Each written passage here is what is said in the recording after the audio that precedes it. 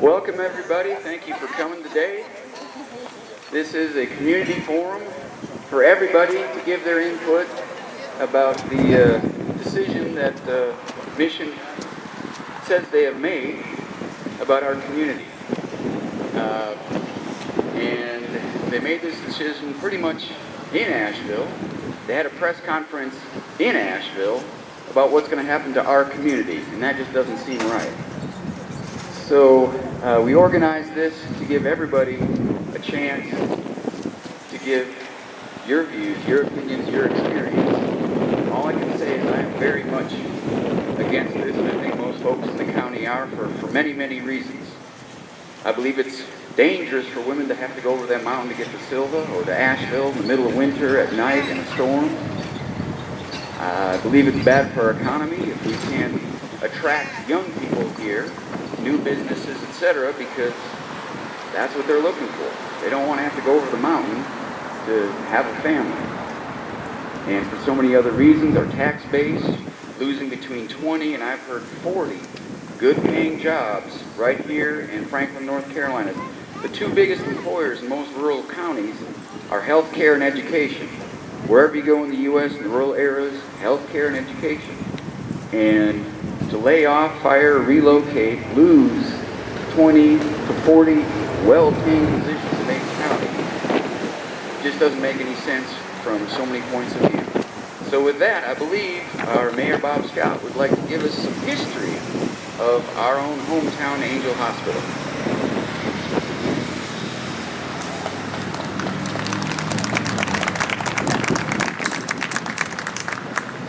Dan, thank you all so much for asking me to be a part of this forum, which is a matter of terrible importance to the people of Franklin and Western North Carolina in general.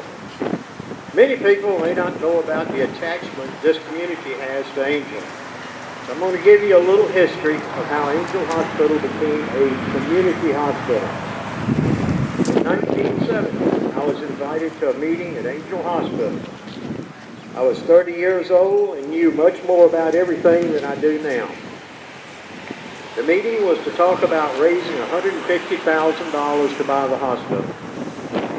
Not knowing any better and being somewhat brash, more so than I am now, I suggested we might as well raise $300,000, as it would be just as easy to raise that amount as it would $150,000.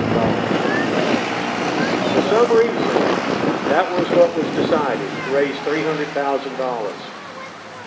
To raise $300,000, someone came up with a name for the fundraising, and we called it Operation Heartbeat. At that time, there were only 3 or 4 practicing doctors in the community. It was not unusual to wait 5 or 6 hours to see a doctor unless it was an emergency. The entire community fell in behind this fundraising. The Rotary Club, Lions, JC, businesses, children, women's groups, schools, churches, every facet of the community came together. We had pledges, payroll deduction plans, bake sales, raffles, you name it, and it was put toward the fundraising. If I remember correctly, I think we even had a air show to raise money. The equivalent of $300,000 today is $2 million. So when you look at the population of Franklin and Macon County, almost 50 years ago, you can understand what an enormous undertaking this was. Thankfully, we also had support from foundations such as the Duke Foundation, and our political climate at that time was one of what can we do for people. It was a different climate than we have today. But our community prevailed and the money was raised. At this time, the JCs and others began recruiting doctors. And one person who also did so much to recruit doctors here was Dr. Sanho Choi. He worked tirelessly with the JCs, civic clubs, and women's groups. The recruiting took hold. It was perseverance and determination. And we also have Dr. Trent Johnson here, who I'm sure remembers those days as well. So glad you guys are with us. Every organized community in Macon County pitched in as well. I do not think there was anyone at that time who did not contribute in some way to Operation Heartbeat. Every week, the Franklin Press and the radio station gave the results of how much was raised that week. It became sort of a ritual. In many ways, Operation Heartbeat defined us as a caring community. Could such an undertaking be successful today? I believe it most certainly can, as long as we put down our cell phones, turn off our TVs, go back to sitting on front porches and knowing who our neighbors are. My generation will pass in the next few years.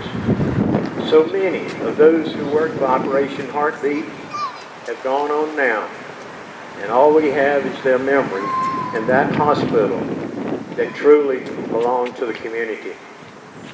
It is now up to another generation to take up the causes which define us. So today, as an old geezer, I challenge you to relight a torch of community action. Your being here today just may be the first step in finding a solution to this situation, as so many people did in 1971.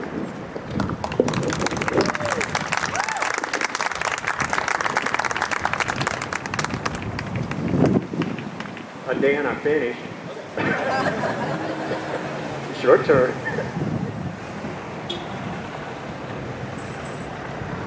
Thank you, Mayor Scott. I'd like to review some of the things that we've seen in the news lately about this event, local news and Asheville news as well. The biggest thing that sticks out to me is coming from Asheville, from the president and CEO of Mission Health, Ron Hollis. And he said that the healthcare group recognized the concerns presented by the community in response to the announcement earlier this week, but said the decision came after a lengthy analysis of the medical needs found in this region. The medical need is here, or a birthing unit here, so I'm not sure what he's talking about. We too found this to be a very difficult decision, continues the president, but based on the analysis of our community's long-term needs, women's existing delivery choices, Harris Hospital announced investment in labor and delivery, demographics and anticipated population changes, we firmly believe this decision is in the long-term best interest of our Macon County patients and family, unquote. Now, I hate to be politically incorrect, but that just seems like a lie to me. That is not what is in the best interest of our families, of our women, of our babies to be. That is not in what's in the best interest of this community, economically or otherwise.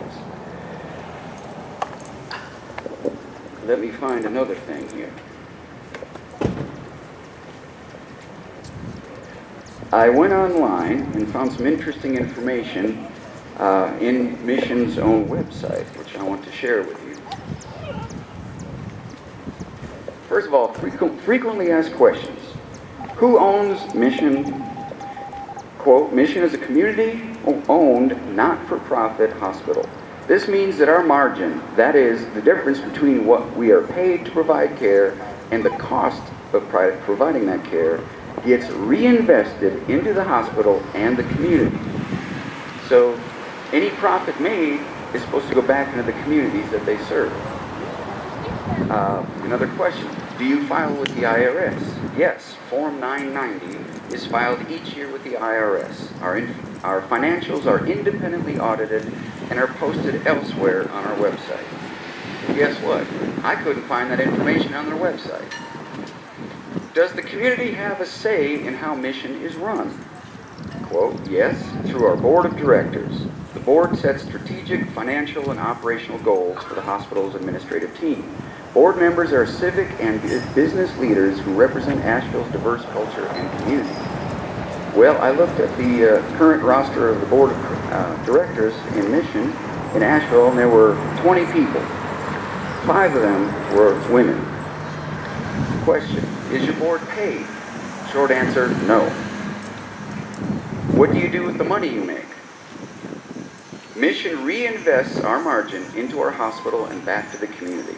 In addition to purchasing new equipment and paying competitive salaries, the money supports outreach programs that keep people well and out of the hospital. I don't know how they're going to do that if they want to shut down our delivery unit. I don't know if we have to start training Franklin Police and Macon County Sheriff's deputies how to deliver high-risk babies in the backseat of a squad car as they attempt to make it over Cowie Mountain in the middle of the night. Another question, also on the website, why is Mission Health a not-for-profit organization? Not-for-profit organizations take care of patients regardless of their ability to pay, unquote. Take care of patients regardless of their ability to pay. So, we have at least 400 births here in our Angel Hospital every year, and it's increasing every year. And according to their study, the need is to have the babies being born elsewhere, which doesn't make any sense. Some more information about Mission Health, again from their website. Mission Health, based in Asheville, North Carolina, is the state's 6th largest health system and was recognized as one of the nation's top 15 health systems from 2012 to 15 by Truven Health Analytics, formerly Thomson Reuters, becoming the only health system in North Carolina to achieve this recognition, unquote. With approximately 12,000 employees and 2,000 volunteers, Mission Health is dedicated to improving the health and wellness of the people of Western North Carolina, unquote. While I didn't find their financial information on their website, I found it elsewhere, ProPublica. Because it is a not-for-profit, their tax records are available on the web. And I found from 2011 to 2014. Well, in 2013, gross revenue was almost $1 billion. Now that's revenue, that's not expenses, I get it. But $986 million and change. 2014 revenue, $984 million and change. Net income, now this is the extra, in 1 year, in one fiscal year ending September of 2014, the most recent I could find. Net income for Mission Health, $67 million, $568,963. So, and I know they lost money on the ACA, but that kicked in well before this. So even with the cuts they got through ACA, they're still making almost $68 million a year in profit, in margin for a nonprofit they reinvest. Why can't they invest just $2 million a year to keep our hospital open? Out of $68 million, just $2 million to serve the community. Further, Ron Paulus, President and CEO of a non-profit entity, Mission Health, according to those tax records, quote, reportable compensation from the organization. Well, I don't want to give it away. Let's put it this way. If the lowest paid employee in the mission system, let's say here in Macon County, maybe makes $10 an hour, I'm just guessing, that'd be $20,000 a year. Okay, well, obviously the president and CEO is very important and does a whole lot of stuff. So should the CEO get 10 times as much as the lowest employee? Well, that would be $200,000 a year. Should the CEO be making 20 times as much as the lowest paid employee? That'd be $400,000. Well, total compensation in 2014 was over 50 times the lowest paid employee in the mission system. Reportable compensation from the organization, $949,269, almost $1 million for a nonprofit. Estimated amount of other compensation from the organization and related organizations, $353,000, 290. So we've got a CEO, president of a nonprofit, making well over $1 million a year by this time in 2017. So what are the priorities of mission? They're not for profit, but are they serving the community? That's the question. So with that, I'd like to open this up to folks who are more affected by this. I've had, well, not me personally, but I've had my child and Lamaze and delivery help as much as I could, but I'm not going to have any more babies. So, is there anybody who would like to speak about their fears about having to go over the mountain to have their children? Is there anybody who would like to speak to that? Please come on up. Please come on up. Thank you.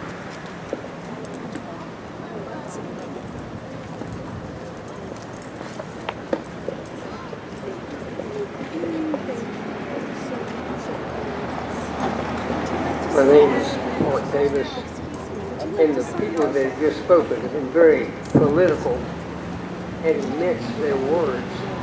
I consider myself much more of a rabble-rouser, and everything I'm going to base it on is the 26 years I've lived here in Macon County, which I now call home, and the 2 articles I read from the Saturday, Sunday newspapers from Asheville. Can you hold the mic a little closer?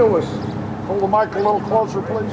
If you didn't know a thing about any of this, but just read those 2 articles, you start taking it to pieces and see what makes sense and what doesn't.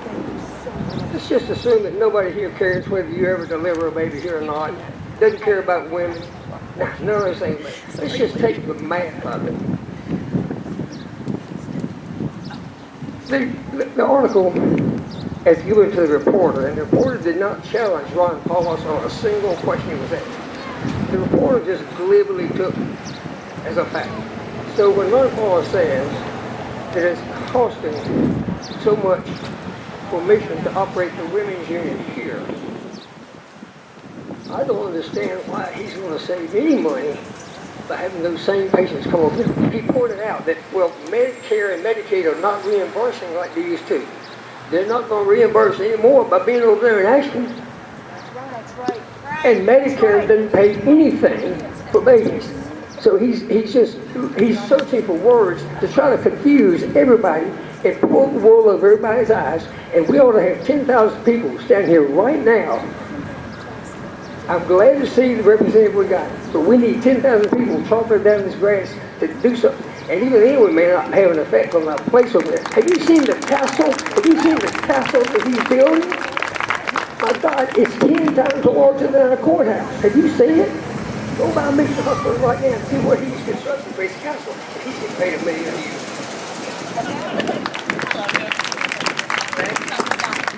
Park Davis? I'll never be able to run to any office. Thank you. And that's Park Davis, is that correct? Thank you. All right, who else would like to please come up? Please, just 2 or 3 people come on up. We'll get a little line going, and this is about you. This isn't about me, it's about y'all. So come on up and please say your piece. I mean, it's about all of us.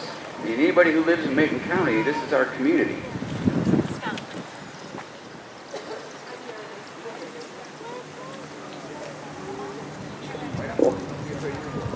Hi, I'm Carmela Brolin, and I've worked in the school system for 15 years. And do you know that in South Macon and Parchippigan, they have the little bitty ones that don't even know what they're doing in the middle of August when they come to school, and at the end of May, they know what they want to eat. They have their plates. They get it. This is our future. I've seen 14 years of people go through that graduation line.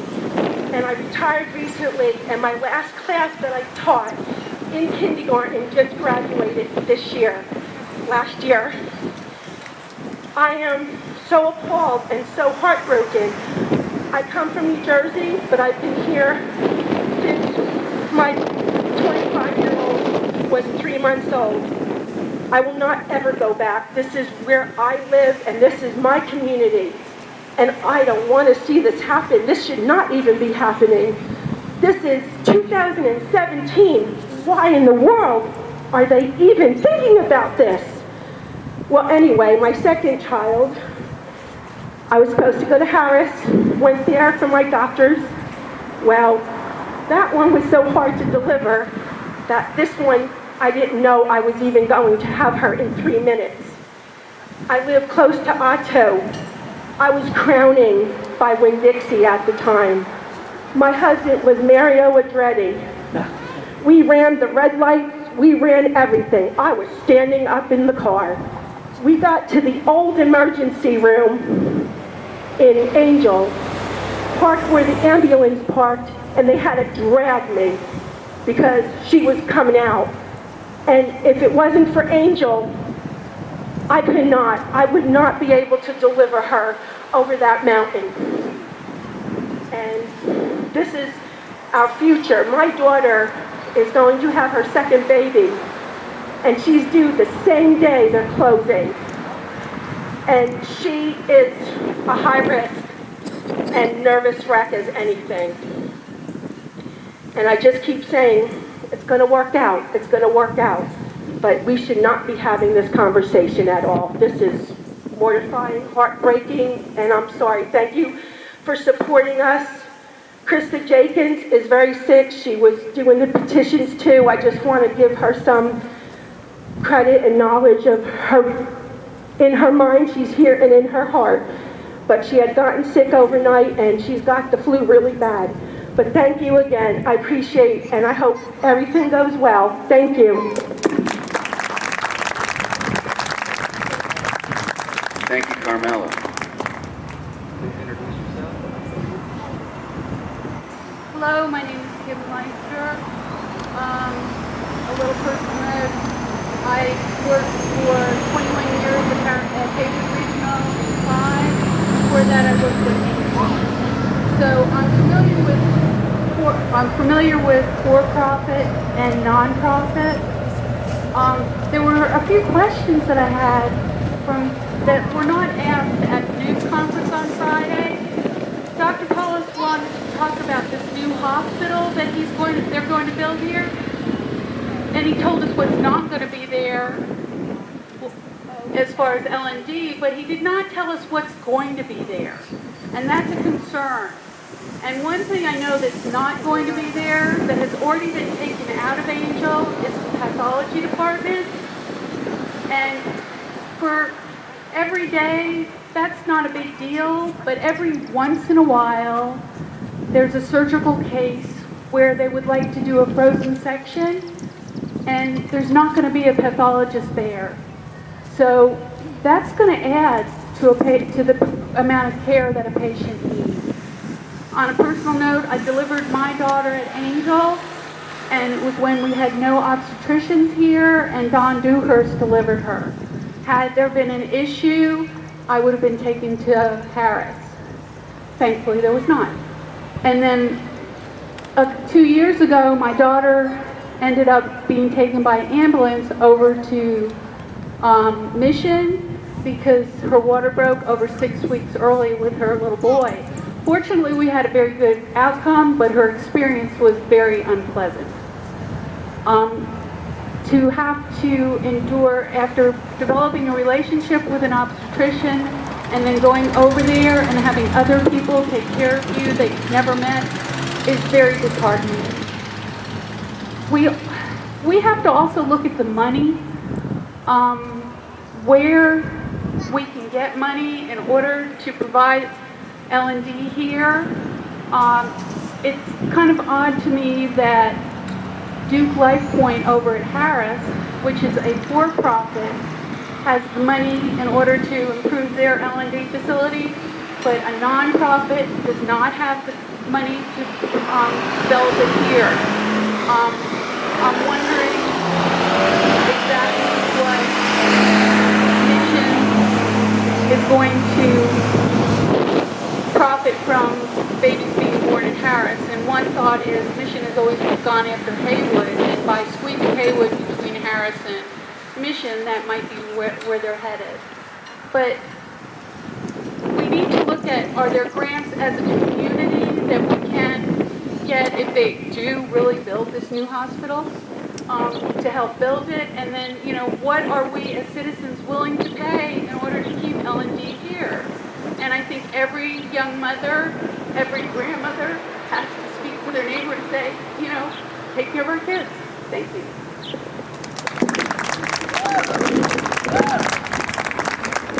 Thank you, Kim. All right, who'd like to speak next?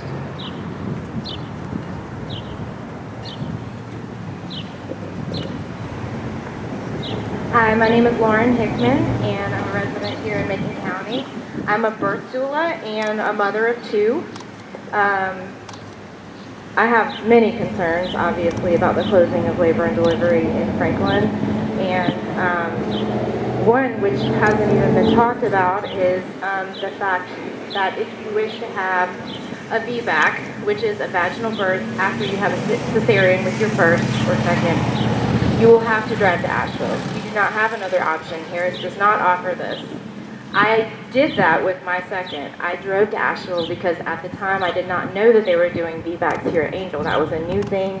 And when I learned that that was going to be happening here, I was so excited because in rural communities that is pretty rare. It's getting more common, but it's pretty rare. And the one issue they always bring up in terms of emergencies with a VBAC is something that needs to be dealt with very, very quickly. So, in that hour and a half drive to Asheville, a lot of things can happen. And we're not just talking about one person's life, we're talking about two lives. And as a birth doula, I don't view birth as an emergency. Most births are going to be, fine, and the mother and the baby are going to be okay. But when there is an emergency, you need to have somebody there that's highly qualified in that specific area. And I don't want to get too political, but I think this is a wake-up call for everyone. I think until we change the way that our healthcare system is run in this country, this is not going to change. They are a business. They are here to make money. So, yes, I blame them, but at the same time, we have a responsibility to look at the bigger picture. And until we look at a healthcare system that is not there for making money, this is not going to change, and we're going to see more and more of this. And the rural communities, unfortunately, I think are going to see bear the brunt of that. Thank you, Lauren.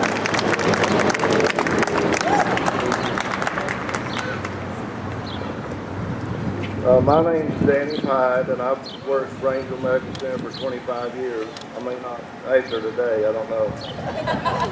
But as I look around, Facebook's been on fire the last few days. I don't see any of these young people now support the girls on the Facebook page that support them. But what I want to share is personal, because my daughter's worked there for 13 years. And she thought she was going to, just live out, work with everybody's dream and retire there. And she was born there. Four of my grandchildren were born there.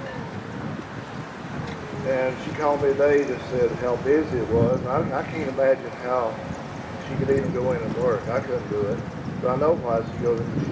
She's got such a passion. That's her love of life, is labor and delivery. And she's still just shocked because all of a sudden Tuesday they just say, you don't have a replacement job, you're gone. You live. It's,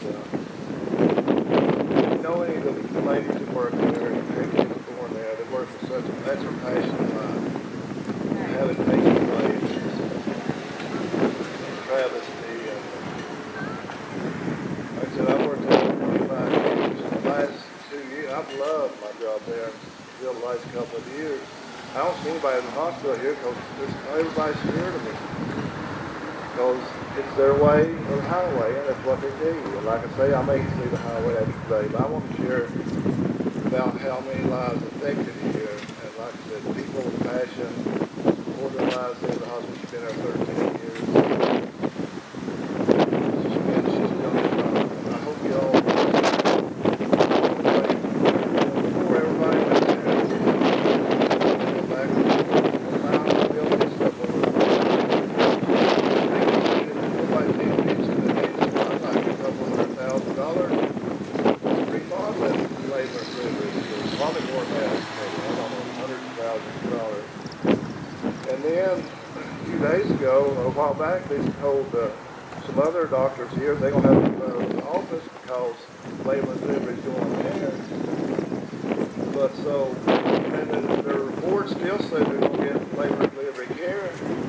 Well, if all the nurses are gone, how are you going to see the patients? But anyhow, that's just something.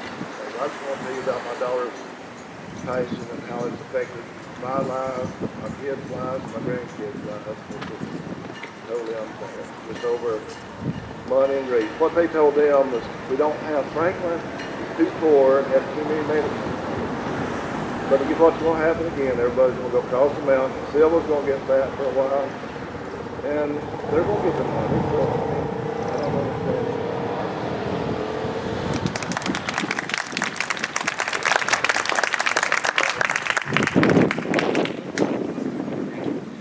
I just wanted to clarify something that was in the paper. It said here in the Franklin Press, quote, in August 2016, Angel Medical, AMC, announced plans for a $4.3 million, 6,500 square foot expansion of the women's unit in response to growing demands for birthing and neonatal care.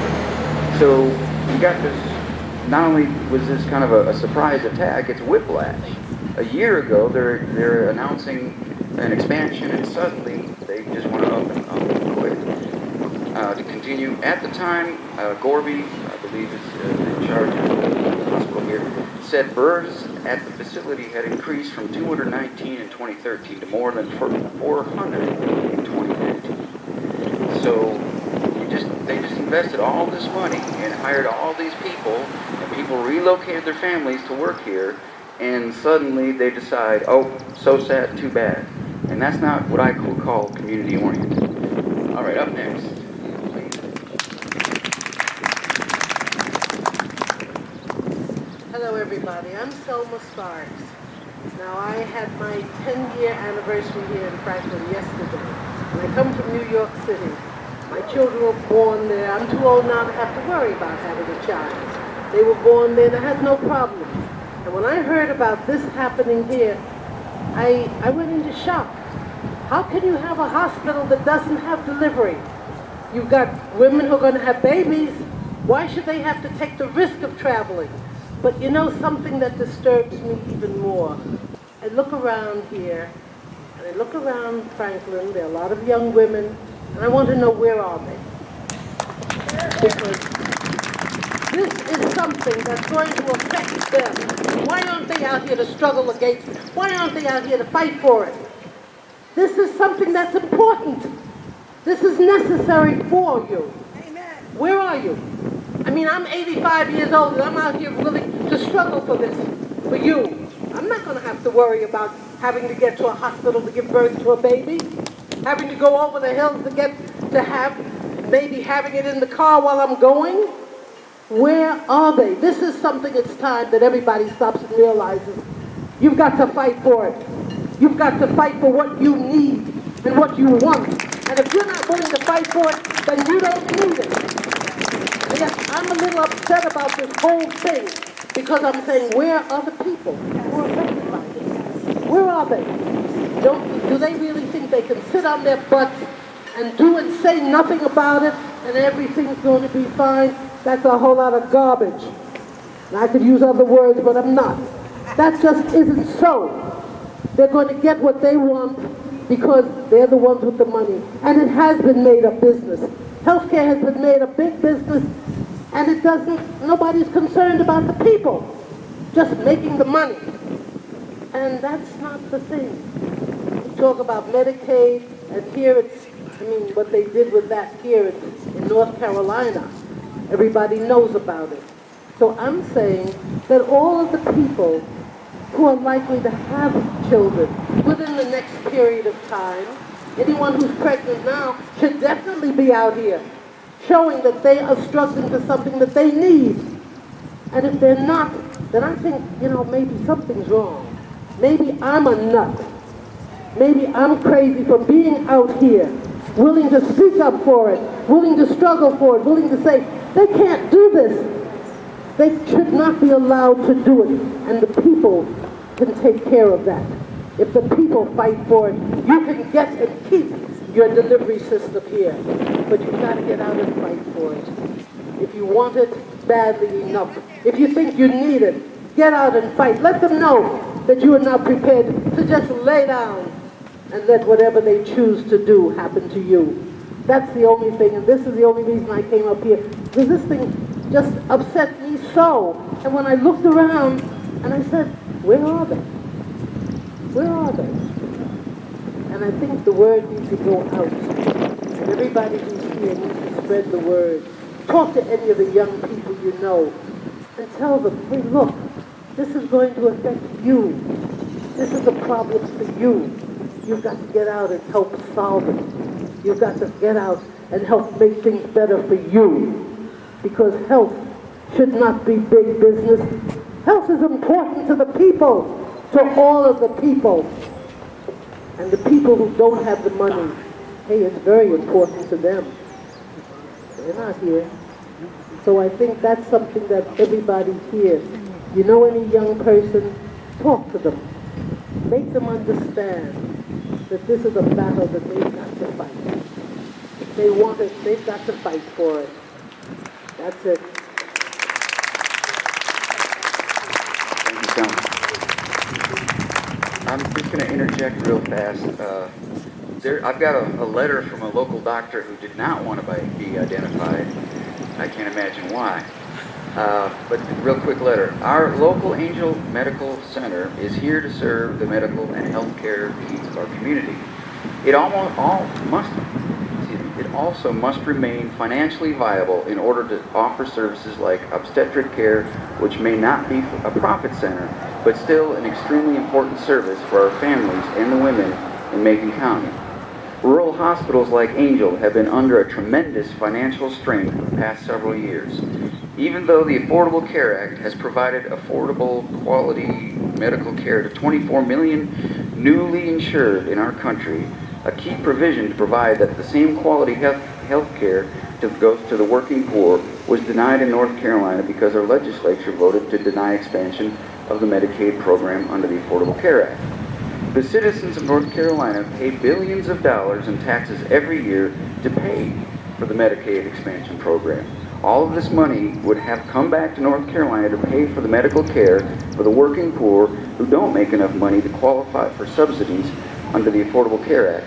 But North Carolina turned down billions of dollars every year that we have already paid just because the legislature refused to expand Medicaid. This has been especially burdensome for rural counties, rural areas like Franklin. Our local hospital still has to provide emergency care and hospitalization if a patient has no insurance and no money to pay for the needed medical care. The money that could be continued to pay for obstetrical services must go to pay for unreimbursed care, which is about 12% of Angel's budget. If we want obstetric care for our women in Franklin, we may first need to make sure Angel Medical Center remains financially viable so it can keep key services like obstetric services to all our families. Medicaid expansion can be passed immediately and revenues would quickly be available for a host of optional services that are extremely valuable. If you want OB services here, ask our legislators, Jim Davis and Kevin Corbett, to expand Medicaid.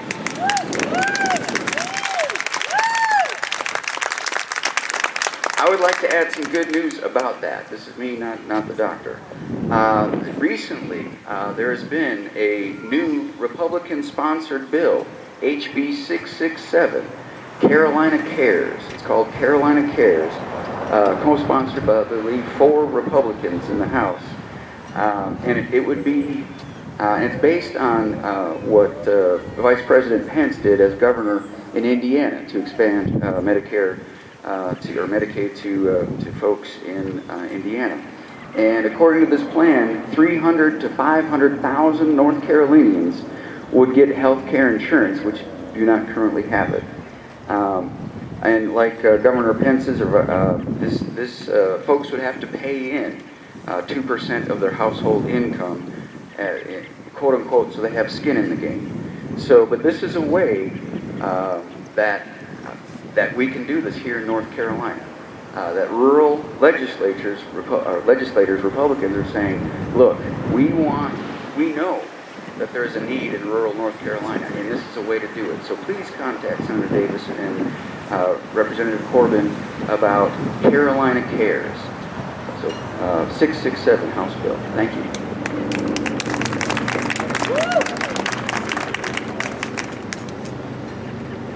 Hi, my name is Amanda Haggard. I am 33 years old. I am childbearing age, and I am here. I know a lot of people cannot be here because they have to work or whatever the case may be, but I am here speaking my voice. I am happy to be here. My husband works at Angel Medical Center, and hopefully he does not get backlash for me being here. He does not work in labor and delivery, but nevertheless, he does work there. I have a 6-year-old daughter born in 2011 here at Angel Medical Center. I also have a 15-year-old son who I was 17 years old when I gave birth to him, and almost lost him if it was not for Angel Medical Center. We moved here in 2000. I was still in high school. Okay, got pregnant right out after and gave birth to my son here. I may still have more babies. I'm only 33, so you never know what God has in store for me, but I would not want to travel that mountain to go have a baby. I know several of my friends who are pregnant, and they're very, very concerned. Of course, like I said, they're working, and we're not able to be here. I'm just flabbergasted by this decision. It's just completely appalling because we want so much growth in Franklin. How can we have growth in Franklin without babies, without young couples? How does that happen? I just don't understand. So, I don't know. Thank you. Thank you, Amanda. Thank you so much.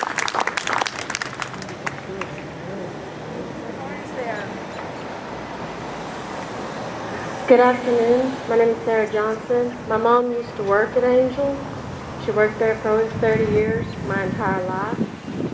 When she had me, she was having complications and had to hold off from work 2 weeks, almost a month before my due date due to preeclampsia and a few other things they weren't sure about. Well, she went into labor and there was complications. Since she was a nurse, she was able to monitor my fetal heartbeat with every contraction. And during every contraction, she could see that my heartbeat was getting lower and lower. Now, my grandfather sped all the way through Franklin and ran every red light he could to get her to town.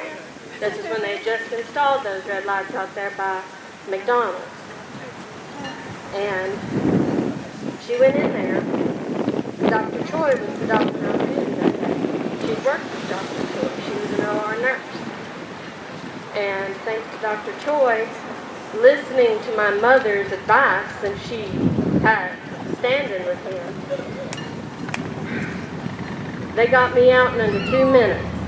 And if they hadn't, I would have died because my umbilical cord was wrapped through my legs, around my neck, around my entire body, and during every contraction, I was getting strangled to death. Flow of blood to my brain was getting cut off. If she had thought she needed to drive to Highlands or to Asheville, I might have been dead or brain damaged upon delivery. There are other complications to think about when moving this hospital to delivery, and I don't think all of this has been thought through. My baby was born at Angel, and my mother was born at Angel. My grandmother, Wynoma Shope, worked for Dr. Thomas. She did deliveries for me too. My great-grandmother, Maud, didn't have a choice and delivered 12 babies in a shack. So we've got room for improvement. Thank you.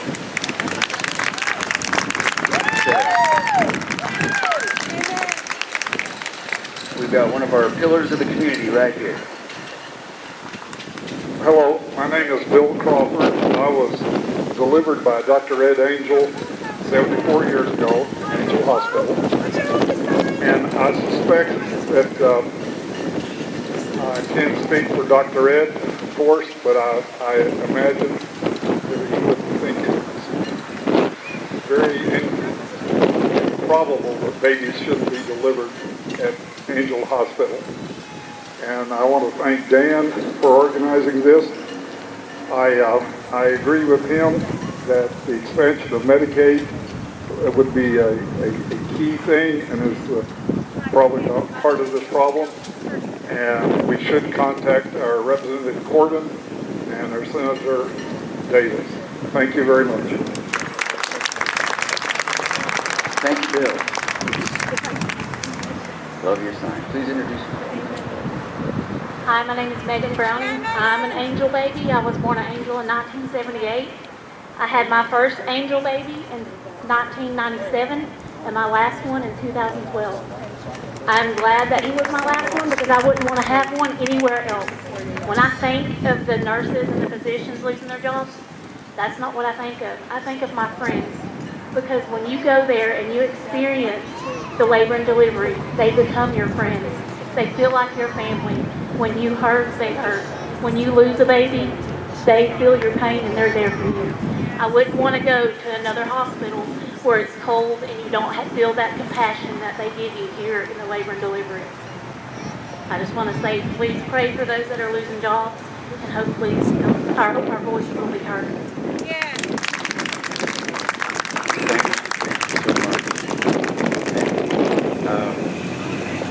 I just want to follow up with a little bit of good news, which is this is not a done deal. Mission wants us to think it's a done deal if we just stay quiet and roll over and let them do what they want to do. But this is our community, and we have a right to fight for what we need. And it was interesting, the CEO, president of Mission said in a press release, conveniently located in Nashville at 8 a.m. on Friday, so a lot of us could be there, that he said in the very last minute, he said, they're sorry, but this is the best decision, blah, blah, blah. But he said, if Macon County could come up with some money to offset their loss, like somewhere between $1 million and $2 million a year to keep this unit open, if we could somehow come up with some money, it's possible to keep the labor and delivery unit open. And I think that's what we need to shoot for. As a community, the mayor, I think, spoke about that from the beginning today. But also, I think, given that they've got $68 million surplus every year over in Mission, I think they could help us out over here a little bit and do fulfill their mission to this community, not just Asheville. So they bought this hospital, and that's their responsibility, is to help take care of this community. Also, more good news. Every single elected leader in Macon County that I have seen any kind of quotes from are opposed to this. I don't want to misquote anybody, but every person I have seen representing Macon County from the county in print has said this cannot stand. So we have our leaders on our side. We need to get the rest of the people of Macon County fired up, going to the town hall meeting tomorrow night, going to the county commissioners meeting coming up and say, do this. We need this. We want to have a future in Macon County. Are we a dying community, or are we a community with a future?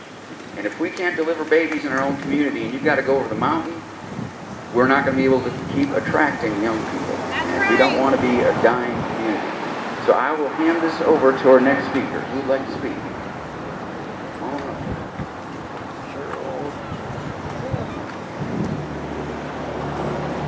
Hi, I'm Shirley Chess, and I'm off like Selma, way beyond baby-bearing age. My concern, though, is not just for the young ladies who will potentially have to travel across our mountains, it seems that many people have short memories these days. We just had an election, and many of our candidates talked about broadband coming to our area in order to attract more people to live here and consequently, of course, pay taxes here. We're definitely crossing off a whole lot of people who would be moving here because they're of young age and going to be having babies. They won't want to come here, or they'll be sadly surprised when they do to find out that there is no labor in delivery. I can't imagine anything more detrimental to the growth of Macon County than having your labor and delivery department closed. What's next? The schools, because you won't have any students. And how about the ball fields? We won't need them anymore either. Gee, look at all the taxes we can spend on old people going to England. How about we have a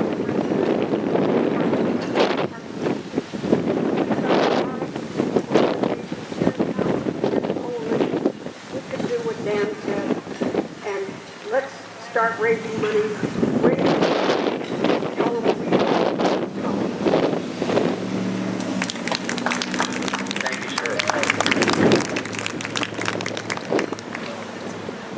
Is there anybody else who would like to add to the conversation? We may not get the chance at the county commission meeting. I think there's a whole lot of people who want to talk. Maybe tomorrow night as well at the town council meeting. Does anybody else want to add something to what we're looking at here in Macon County? And any ideas? Yes, sir. Good afternoon. Yeah, Mr. Shields. My name is Gary Shields, former principal of Franklin High School, school board member, now county commissioner. I wanted to share with you what happened last Tuesday night when we received the word about this. Labor and delivery services will be no longer. We had I don't want you to think that the county government is numb to the situation. Tuesday, 4/25 of 2017, the county commissioners of the Southwest Community College Board of Trustees had a joint meeting at 6 o'clock on the Macon campus. 6:10, Mr. Ronnie Bill shared with both boards the news. Women's health care at the Angel Medical Center, labor delivery service would be available after mid-July. And this is what I want you to hear. The members there with the county were dumbfounded. They were in disbelief of what they were hearing. Our neighbors across the mountain, who are trustees on the Southwest Community College, they were dumbfounded. And the only thing when I looked around and looked at the county commissioners, I saw desperation. I saw why. Where do we go from here? And there was a lot of questions. This caused me, when I looked at them and saw their desperation, to reflect back to my days in Vietnam. When you lose something very valuable to you, you have a psychological problem for that time. When I looked around and I saw my colleagues and the desperation they showed on their faces, I remember being in a huddle when they would call us together and say, "You've lost somebody, somebody's been wounded, or somebody's left," use their DROS date. Then you look and see, you have lost something, and how can you fill that void back? And so I just wanted to share that with you, that this is a physical and a mental challenge to all of us. Where do we go from here? And I want to say thank you and let you know, I speak for myself, Gary Shields. I understand and I'll do anything I can to promote our progress on. Thank you very much.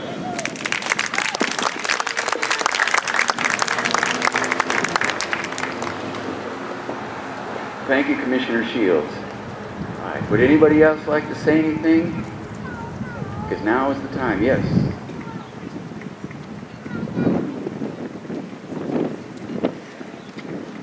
Dan, I just want to let everybody know that the town, we found out about this Thursday. That's all we know. However, we do have it on the agenda for Monday night, that's tomorrow night, 7 o'clock. We always have a public comment period. If anybody wants to come and address the town board on it, we sure hope you will. Now, we haven't had any meetings since the news came out, but we do want you to come express your opinion. The town, I can assure you, I think I can speak for the board, that we're as upset as anybody. This blindsided us as well. So I just want to let you know, you've got another forum you can speak to tomorrow night, 7 o'clock, Town Hall, public forum, public comment section. Be there about 5 minutes so you can sign up for it. Thank you. Thank you, Dan. Thank you, Mayor Scott. So, yes, we can change this decision together as a community, but we need everybody, not just on Facebook, not just venting. We need to contact people throughout, and we need more media from Asheville. I feel like, good, because to this point we haven't had it. And so we need to let folks in Asheville know what this is going to do to this community if this decision stands, and we cannot let it stand. Thank you for coming.